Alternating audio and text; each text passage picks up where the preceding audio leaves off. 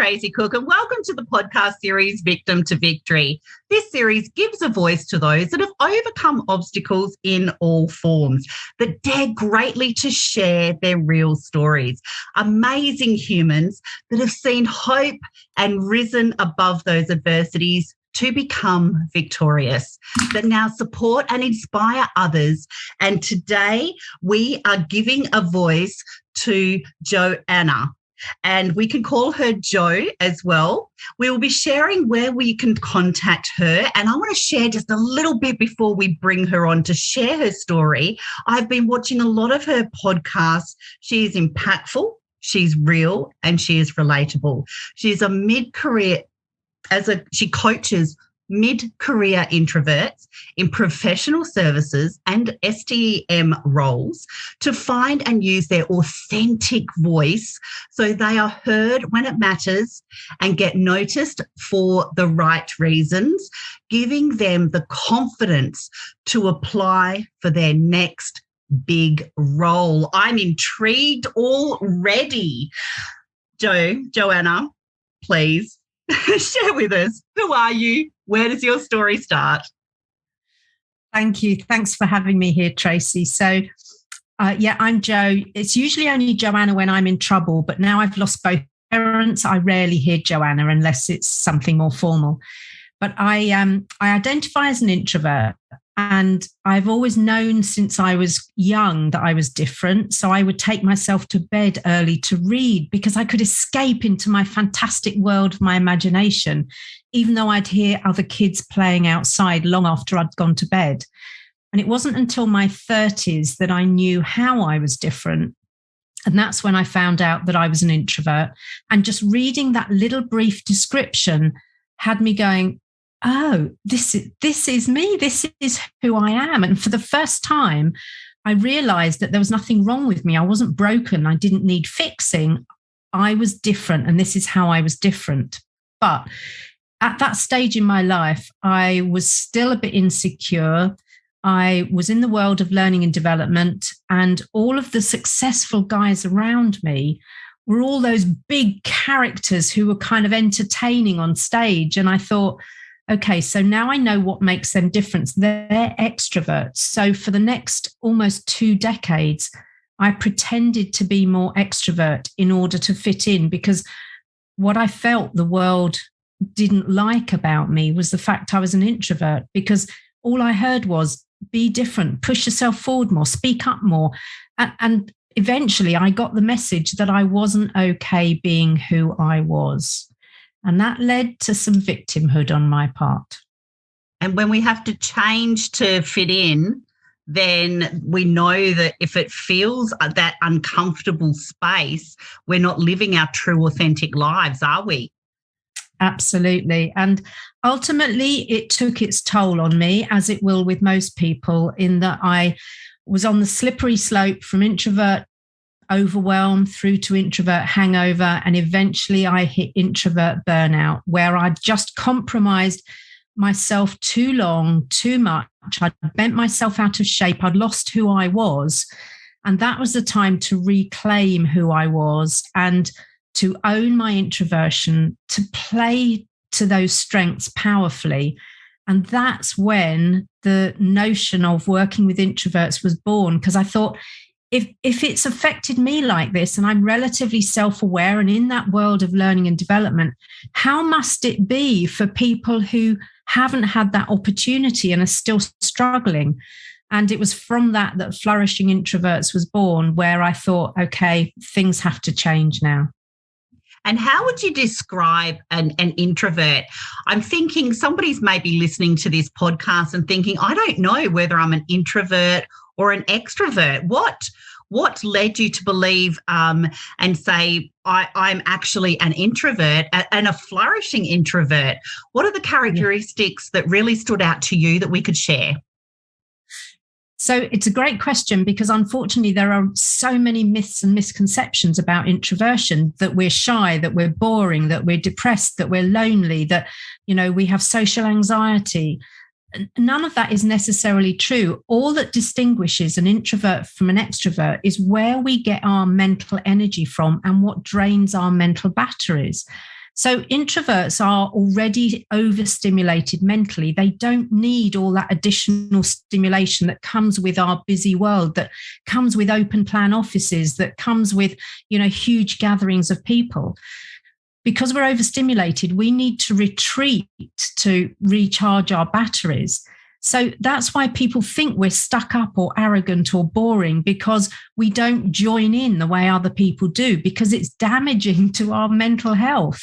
It's not even because we don't necessarily want to. Sometimes I want to be involved, but I check in with my mental battery kind of meter and it goes, not enough charge for that. It's a bit like when you go on a long journey, you check the charge in your phone battery and say, have I got enough charge to see me through where I need to get to?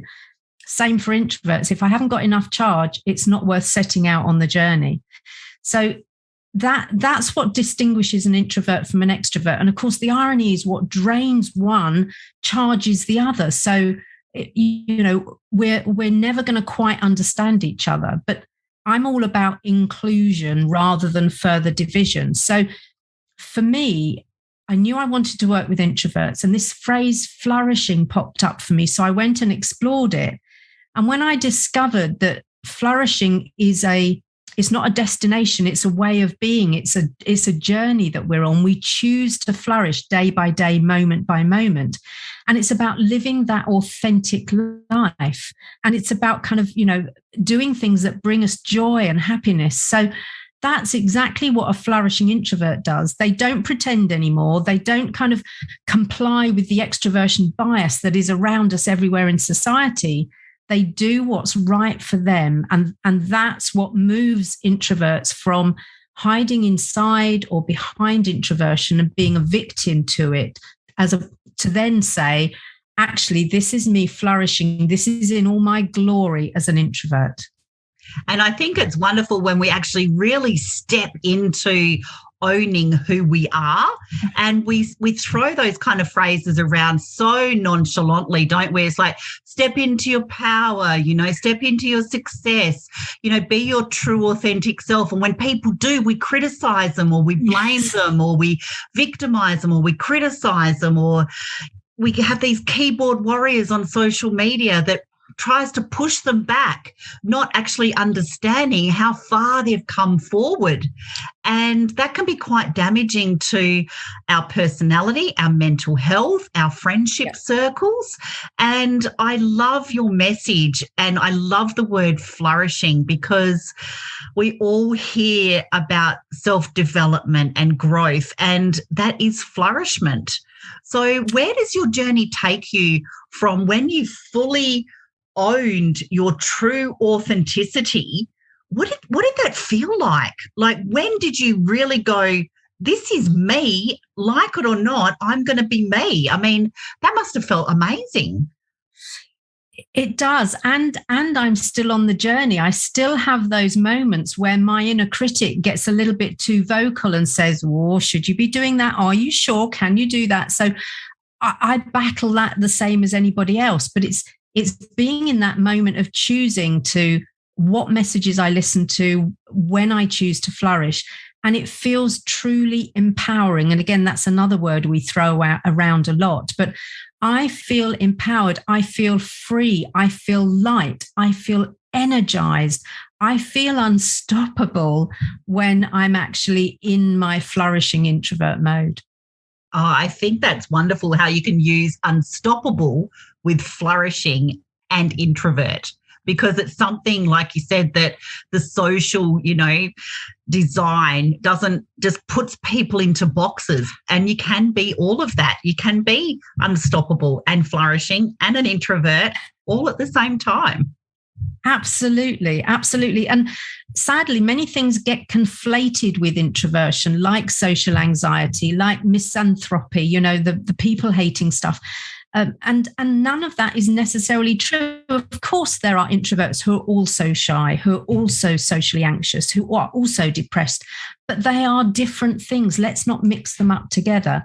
If I'm just working on my introversion, I can work on those other things too. So I don't apologize for my introversion anymore, which I might have done in the past. When people say to me, God, you're so quiet, I now say, thank you for noticing. Listening is one of my real gifts, and I do that best when I'm in observer mode. So thanks for noticing my quiet. Oh, I love that. Oh, I love that, Jo. I'm going to so use that. I am definitely going to use that, because on the opposite side, I'm an extrovert. I'm crazy and I'm high energy. And a lot of people say, we're talking about different charges, and that's what stood out to me the most. And on a lot of your podcasts, you talk about that quite often as well, I've noticed. So hearing about charges, and I've never actually known until I listened to you speaking about that was actually a thing. So we're all learning every step of the journey.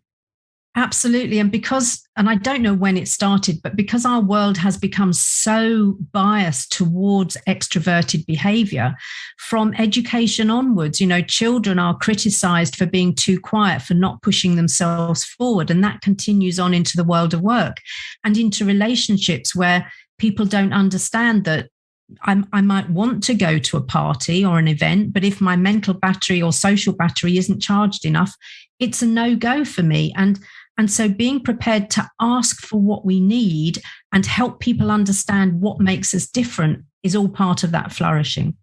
Oh, that's absolutely wonderful. And where are you and what are you doing in your space at the moment? Because I will tell people to connect with you and watch your TED Talk as well. Yeah, my TED Talk was a turning point for me, because it's the sort of thing that had been on my radar for a while. But once I finally got what my message was, and it's the most nerve-wracking thing I've ever done, even though I've emceed events of over 1,000 people, standing on that stage talking about something so intensely personal to me was really nerve-wracking, but I'm so pleased I did it. And I now rattle cages of organizations, helping them see where the bias is endemic in their everyday practices and processes. And I run programs with introverts, helping them to flourish so that they can be all that they need to be and want to be without pretending. Well, everybody wants to be seen. Everybody wants to be heard. We don't necessarily have to be the loudest voice in the room to be heard, do we? Exactly. And people want to be seen and heard for the right reasons, especially introverts. We don't like a spotlight for the wrong reasons. And, part of our communication process is we have this think, say, think communication process. So we will often hold back if we don't think what we have to say is going to add any value. And therefore people think we don't have an opinion or don't have anything to say. Well, we're just more sparing with our words. So you're right. We don't have to be loud to be leaders. And we don't have to be in the spotlight all the time to actually deliver real value. Definitely. And we seem to not include quieter people in groups and in social situations. And sometimes I'm so glad you brought that up, because being an observer, then when you're quieter and you're quite introvert, would you agree or not that when that person, that introvert, does speak, a lot more people listen? Would you agree with that? Absolutely. And I talked about that in my TEDx as well, in that, the contributions may be sparing, but they're the sort of contributions that stop you in your tracks and have you go, wait, what? Or wow, because they've assimilated so much, they've taken in, they've observed, they've noticed so much, and they're pulling things together, and they can stop people in their tracks with their contributions. I love that. And what are you working on? Are you working on anything at the moment that you can let us know what you're doing? Yeah, so I'm literally, there are a couple of things at the moment. I'm busy writing my second article for the Inside Government's Education Hub, because I'm really focused on getting this bias shifted in our education system, because then it will cease to become such a problem in the workplace. And I'm putting together a program that's launching in October for introverts. So that's a watch this space moment, but very exciting. I love that. And what kind of message would you leave our audience on today? The big message for me is around not pretending and not hiding. So allow yourself to really own your introversion, to claim those strengths and to play to them proudly almost, because with up to 50% of any population identifying as an introvert, we're not in a minority really even. There are lots of us. So many of us are pretending. So it's time to stop pretending, own that introversion and really show up fully as your introverted self. I love that. Thank you so much for being brave to smash through those barriers, to bring awareness and to not create divide, and the education that we really need around introversion, and your personal story as well. And we'll be sharing where to connect with you. You are very appreciated, and you can find the Victim to Victory podcast series on YouTube, Spotify, Apple, and our Facebook group. So please subscribe, share, and comment to be the change that the world needs. And let me leave you with a message today of step into your story, figure out who you are, and do it on purpose. Thanks, Jo. Thank you very much, Tracy.